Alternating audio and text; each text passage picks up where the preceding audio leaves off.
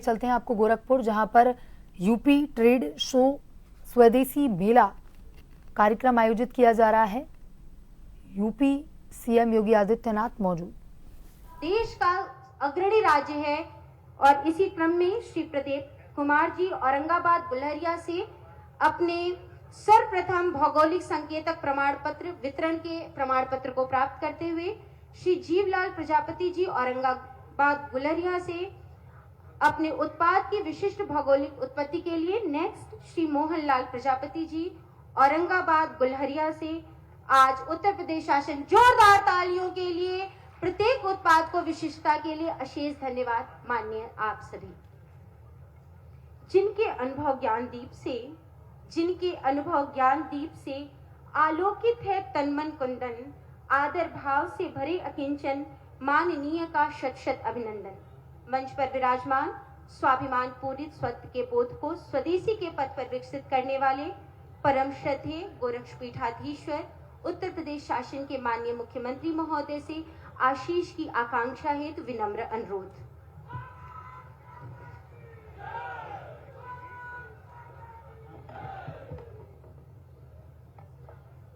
UP trade show 2025 के स्वदेशी मेला में आज इस समारोह में उपस्थित केंद्रीय मंत्री श्री कमलेश पासवान जी, उत्तर प्रदेश सरकार के सूक्ष्म लघु मध्यम उद्यम विभाग के मंत्री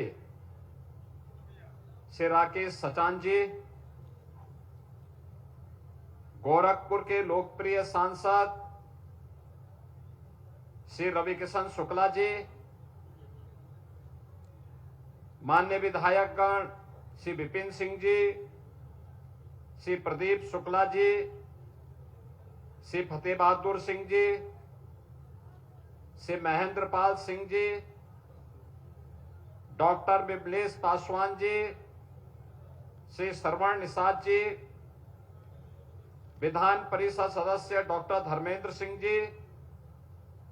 क्षेत्रीय अध्यक्ष भारतीय जनता पार्टी श्री सहजानंद राय जी, जिला अध्यक्ष श्री जनार्दन तिवारी जी, महानगर संयोजक श्री राजेश गुप्ता जी, आज के इस यूपी ट्रेड फेयर में उपस्थित गोरखपुर के सभी नागरिक बंधुओं बहनों और ट्रेड फेयर में आए हुए प्रदेश भर के अलग अलग जनपदों के सभी युवा उद्यमी और महिला समूह से जुड़े हुए सभी बहनें और उपस्थित महानुभाव, दीपावली के पहले जब बाजार में चहल पहल है और पर्व और त्योहारों के पहले हर एक भारतीय के मन में यह भाव रहता है कि वह कुछ खरीद फरोख्त करेगा, उन स्थितियों के में उत्तर प्रदेश सरकार ने यह तय किया कि दीपावली के पहले 10 दिवसीय एक ट्रेड फेयर हर जनपद में लगाया जाएगा और मुझे प्रसन्नता है कि सभी 75 के 75 जनपदों में स्वदेशी उत्पादों का ट्रेड फेयर कल और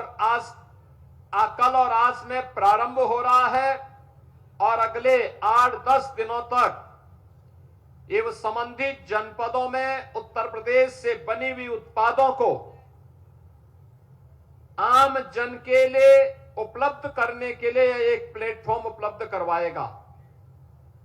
मैं गोरखपुर के इस स्वदेशी मेला के लिए उत्तर प्रदेश के सूक्ष्म लघु मध्यम उद्यम विभाग को हृदय से धन्यवाद देते हुए जितने भी उद्यमी यहां पर आए हैं, महिला समूह से जुड़ी हुई बहनें यहां पर आई हैं, इन सब का मैं हृदय से अभिनंदन करता हूं।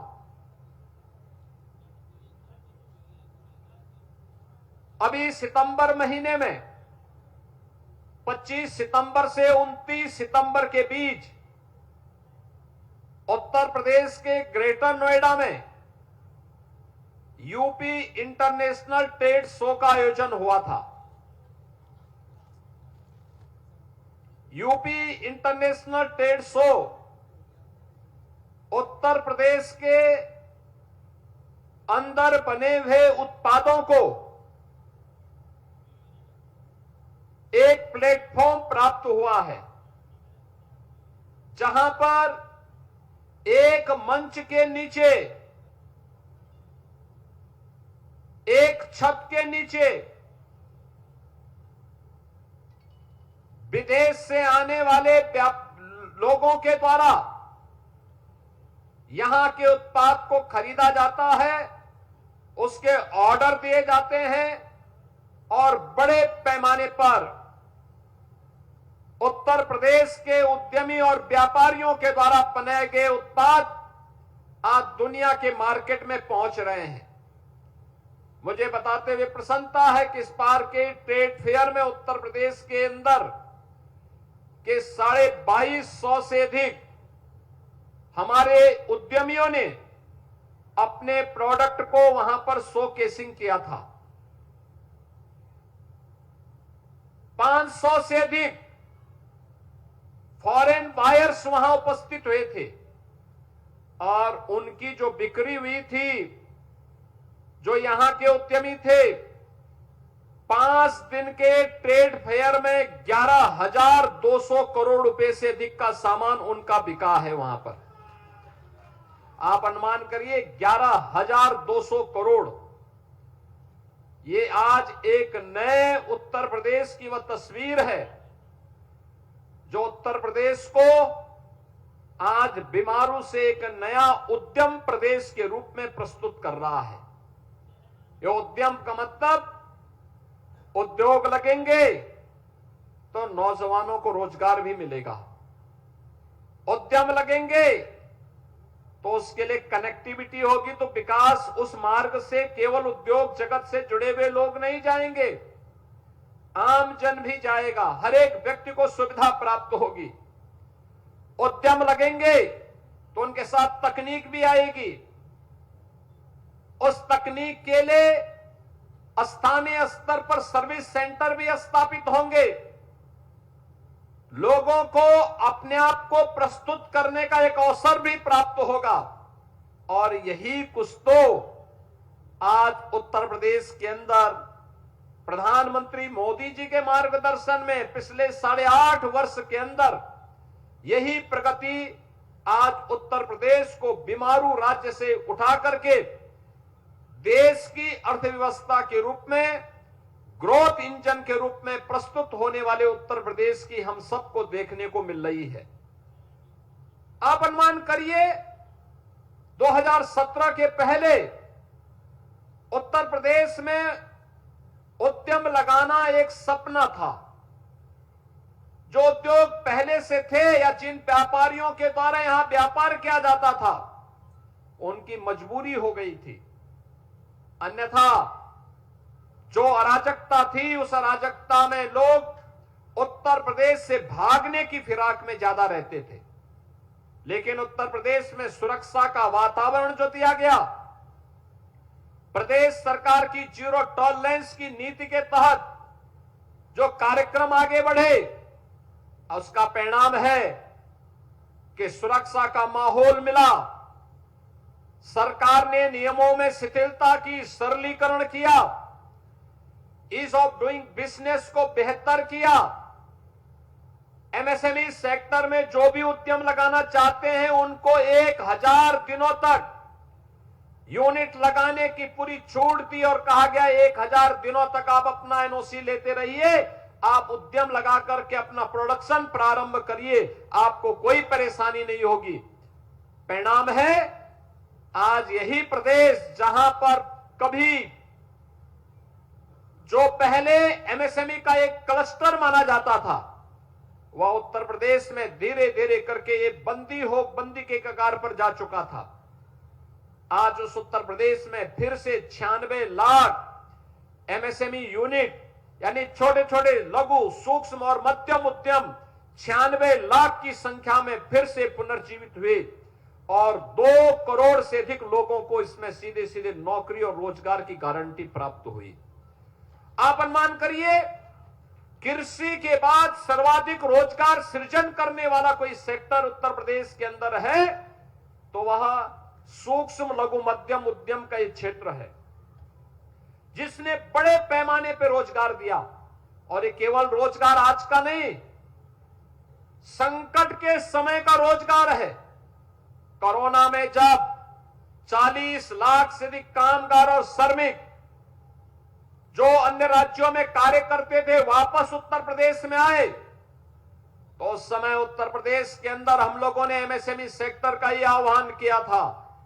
और मैंने उस समय कहा था कि कम से कम एक कारीगर को, एक हस्तशिल्पी को अपने यहां काम पे लगाइए। और मैं धन्यवाद दूंगा एमएसएमई यूनिट का, उन्होंने उस समय जहां भी कोई काम मांगने के लिए गया उन्होंने उसे रखा और परिणाम था उत्तर प्रदेश का 40 लाख कारीगर और जो भी नौजवान था वह उत्तर प्रदेश के अंदर ही काम पाने में उसे सफलता प्राप्त हुई। आत्मनिर्भरता यहां से शुरू होती है। आत्मनिर्भरता हर एक क्षेत्र में आज उत्तर प्रदेश उसका एक मॉडल बनता जा रहा है। उत्तर प्रदेश ने पिछले 8.5 वर्ष के अंदर न केवल कानून व्यवस्था के क्षेत्र में बल्कि आधुनिक इंफ्रास्ट्रक्चर के लिए highway, railway, metro, inland waterway, air connectivity, इन सब में भी एक लंबी छलांग लगाई है, एक लंबी छलांग लगाई है। और लगातार आप अनुमान करिए 2017 के पहले उत्तर प्रदेश में 2 एयरपोर्ट पूरी तरह क्रियाशील थे, वाराणसी और लखनऊ। गोरखपुर का एयरपोर्ट कभी कभी चलता था, आगरा भी साल में 2-4 बार चल लेता था। और आज उत्तर प्रदेश के अंदर 16 एयरपोर्ट कार्य कर रहे हैं, 16 एयरपोर्ट। इनमें से 4 तो इंटरनेशनल एयरपोर्ट हैं और देश का सबसे बड़ा इंटरनेशनल एयरपोर्ट हम लोग जेवर में बनाने जा रहे हैं, जो इस वर्ष के अंत में प्रारंभ होने वाला है। देश का सबसे बड़ा एयरपोर्ट उत्तर प्रदेश के अंदर ही बन रहा है। यानी एयर कनेक्टिविटी के साथ साथ मेट्रो के मामले में पब्लिक ट्रांसपोर्ट की सबसे अच्छा माध्यम माना गया है मेट्रो। और मेट्रो आज प्रदेश के 6 सिटी में चल रही है। इलेक्ट्रिक बसेज उत्तर प्रदेश के अंदर सभी बड़े महानगरों में हमने प्रारंभ कर दी है। और उत्तर प्रदेश के अंदर इस महीने हम लोग इलेक्ट्रिक बसेज की मैन्युफैक्चरिंग का भी एक नया केंद्र, एक नए उद्यम का उद्घाटन करने जा रहे हैं। आप अनुमान